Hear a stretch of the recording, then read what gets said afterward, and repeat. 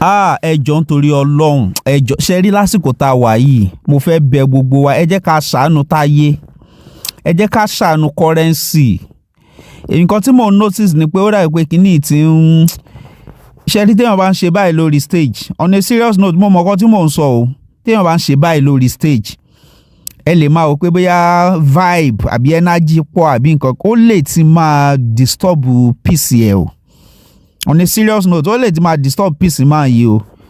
ó ṣe tá a bá lose máa yìí ni kálukú ṣe máa sọ pé ó máa ṣe o ó máa ṣe kíní o but normal náà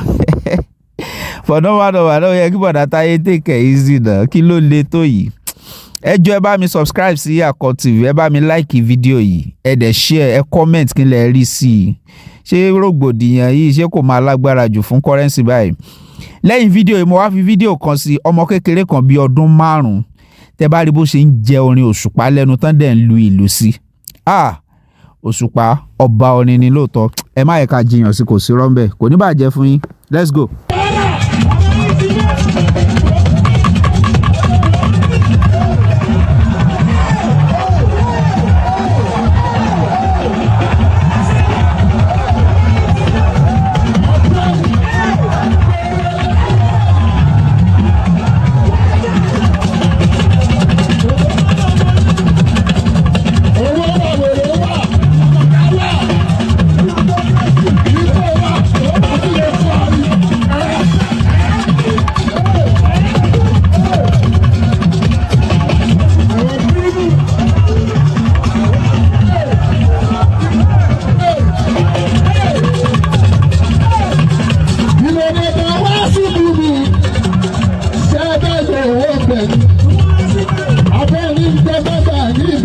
Sọ fún adájọ́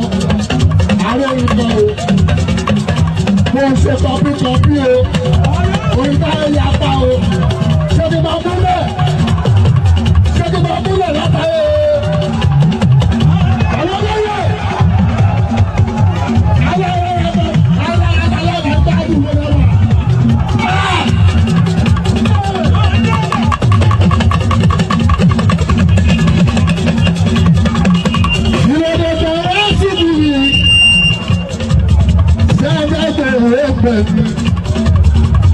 Abẹ́ni ìjọba ní ìgbẹ̀yìn ẹ̀sọ́ fún adájọ́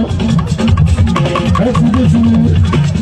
láti 2024 ó máa tó ṣubú 25 ọjọ́ lọ 25 jagunjagun inú ogun tẹ́ ń jẹ́ àyíká àṣù ogómi ẹ má jẹ fọ́ kú o ìgbógbó ìṣèjì àwọn àdúgbò àti ìpẹ́ni ní aláyé ẹ̀rọ sọ̀rọ̀